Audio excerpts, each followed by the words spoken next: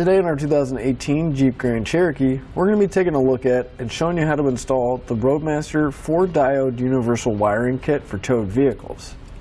Whenever we're flat towing our Jeep Grand Cherokee, we want to make sure that we're safe and that everybody knows exactly what's going on when we're driving down the road. So if we decide to change lanes or even stop, we need our lights to mirror the ones on our coach.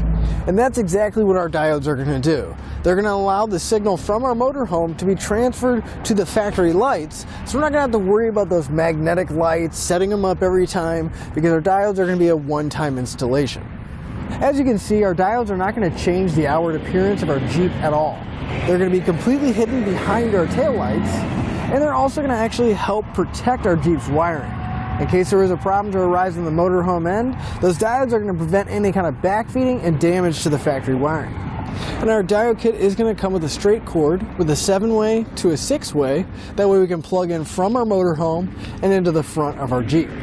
The thing I like about the straight cables is that if you have a tow bar that has the channels in it, you can actually route your cable through the channels, keeping all that slack off the ground. It just gives it a really nice appearance to it. Our diodes are also going to come with a 6-way plug to mount on the front of your vehicle, as well as a bracket to mount it up. However, we used the bracket that was already on our base plate. So if you're looking for a lighting solution whenever you're flat towing your Jeep Grand Cherokee, our diodes are going to be a great choice, because it is going to be that one-time installation with no outward appearance, and it is going to protect our Jeep. But now that we've went over some of the features and seen what they look like, I'll show you how to get them installed.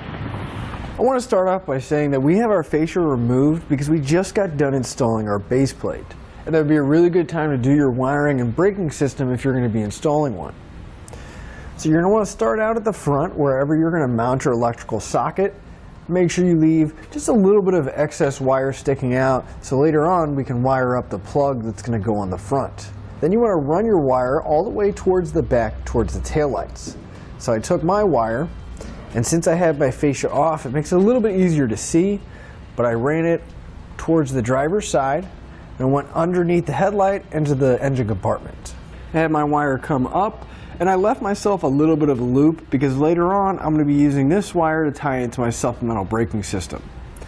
I dropped it down so I could avoid the steering and suspension components, and then ran it up towards the back. So my wire dropped down, I started going towards the back, and to help protect it from the exhaust, I put it behind this heat shield, just ran it along the frame following the factory lines, went underneath this cover, came out, went over towards the outside of the fuel tank, went over the filler neck, and I routed my wire over all of the rear subframe and rear suspension, and I have it drop down right back here. Now we're going to move up top so we can take our taillights out and get access to the wires behind it. If we open up our hatch and we come to the inside edge here, we're going to find 2 fasteners holding our taillight in place. Grab a flat blade screwdriver. There'll be a small notch in each one of these push pins. I'm going to come underneath that notch and pop out the center section first, and that'll release the tension. And then we can come underneath the outer section and pull the rest of it out.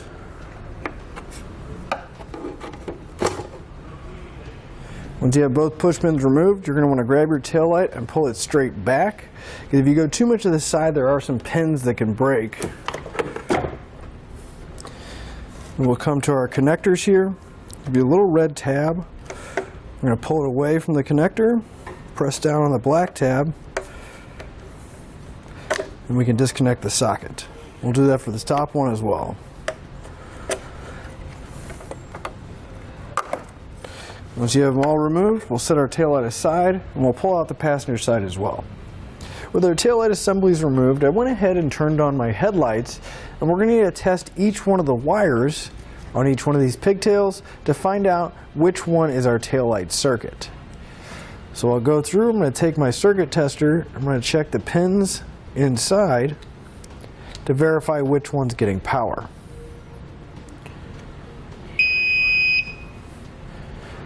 So it looks like it's going to be the small black connector, and it's going to be the white wire with the gray stripe. That's going to be our taillight signal. Now you're going to want to check the passenger side and remember or write down the color of wire as well. So now we went ahead and turned our headlights off, and I have an assistant pressing on the brake pedal. so that way we can isolate that signal. So again, we'll take our tester, we're going to test each one of the pins until we get the signal.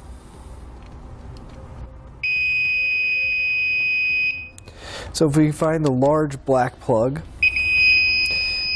we'll look at the corresponding wire in the back. It's going to be the white wire on the large black plug. That's going to be our brake signal. Now we're going to want to test the passenger side as well.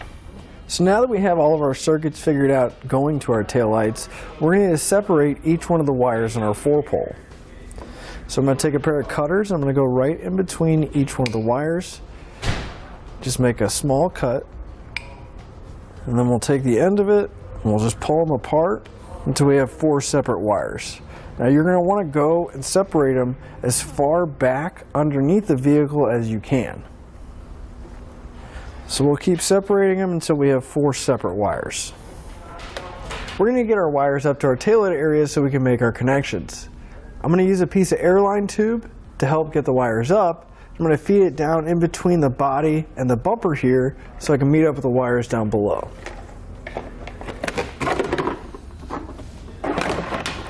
Once we have the airline tube underneath, we're only going to be pulling up the yellow and the brown wire for now.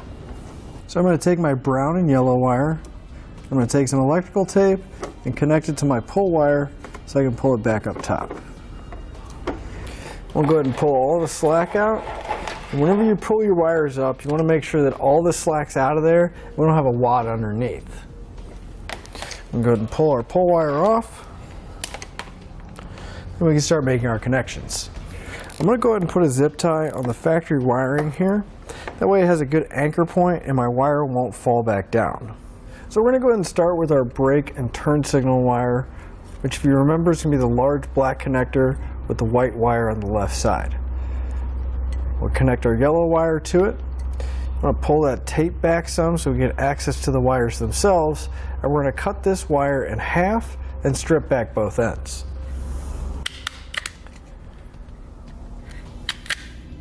We're going to grab one of our diodes that has all blue connectors on it. We're going to take 2 of them off, and we'll crimp it on to the end of the wires we just stripped.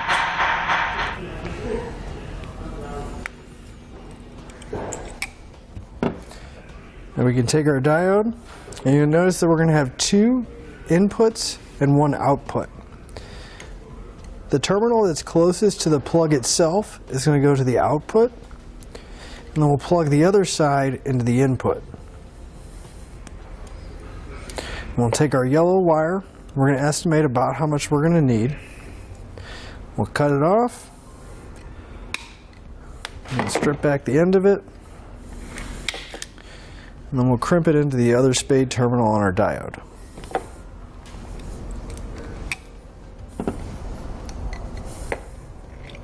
Now we can go ahead and move on to our brown wire. Now that's going to be our taillight circuit, and if we remember, it's going to be the small black plug with the white wire with the gray stripe. So we're going to hook it up relatively the same. We're still going to cut our wire in half and put 2 blue spade terminals on there. This time you just want to make sure you grab the diode that has the yellow connector on it. And we'll still plug our blue connector, one into the in and the one closest to the plug to the out. We'll estimate about how much wire we're going to need again for a brown wire. We'll trim off the excess, except this time we're going to hold on to the excess wire and we're going to strip back both ends. We're going to combine the wire coming from the top and the excess, and we'll crimp it into that yellow spade terminal. And then this will get plugged into the other in terminal on our taillight diode.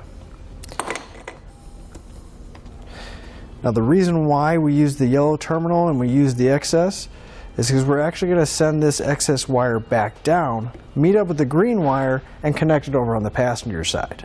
Now with our brown wire that is going to go back down and meet with our green wire, we're not going to have enough to reach all the way over to the passenger side.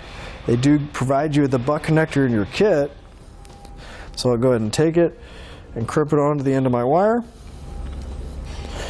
Now I have some brown wire here that I had laying around that I'm going to use to extend it. Now if you need some wire, you can pick some up here at eTrailer.com using part number 16-1-1, and that's going to be for 16 gauge wire by the foot. With our two wires connected, I'll go ahead and take some electrical tape, wrap up the butt connector, hopefully preventing any kind of corrosion buildup down the road. But once we have this wrapped up, we'll send it back down, meet up with our green wire, and use the same method to get it up to the taillights and connect them. With all of our diodes in place, we can put our taillights back in. Whenever you plug them back in, you just want to make sure that you press down on that locking tab and then it locks back in place.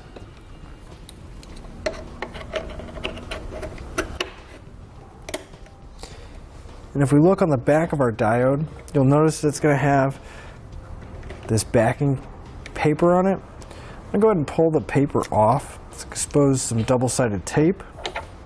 Since we have a limited area behind our taillight here, I'm actually just going to take the two diodes and I'm going to stick them together. And they can sit behind our taillight when we put it in place.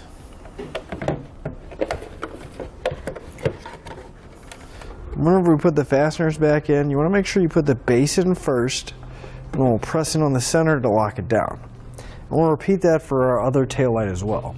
We should have one more wire left, and it's going to be our white wire. This is going to be our ground, and we're either going to find an existing stud and attach it to it, or we can go to the bottom, nice flat spot on the sheet metal. So I'm going to cut my wire, cut the excess off. I'll strip back the end. Then I'm going to take the included ring terminal from our kit, crimp it on, and we can take the included self-tapping screw and go directly into the bottom of the frame here.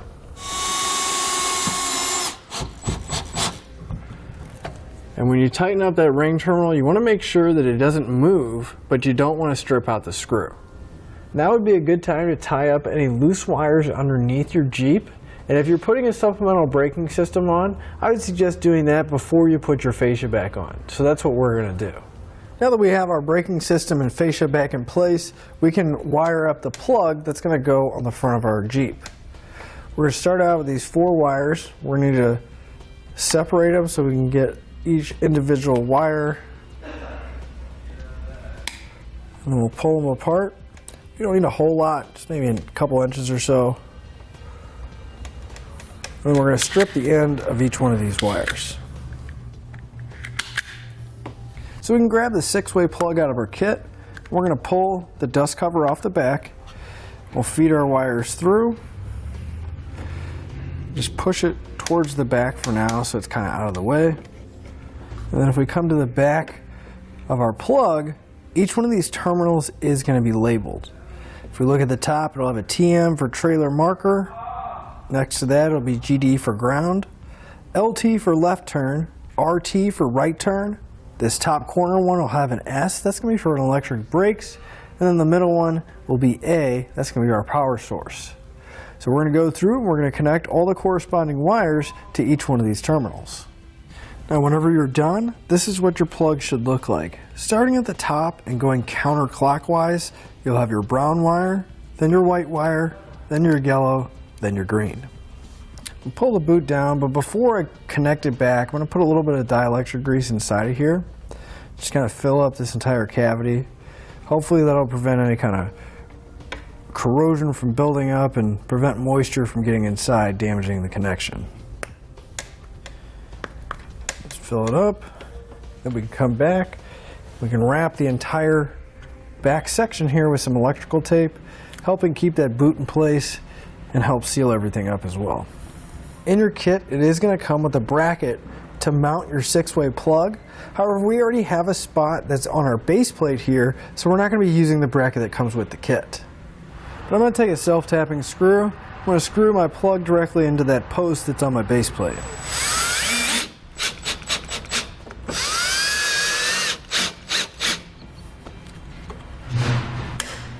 Our wiring is going to come with a straight cable as well. Now the vehicle end is going to need to be wired up because it's made to go through the channels on a tow bar so it can keep all that slack off the ground.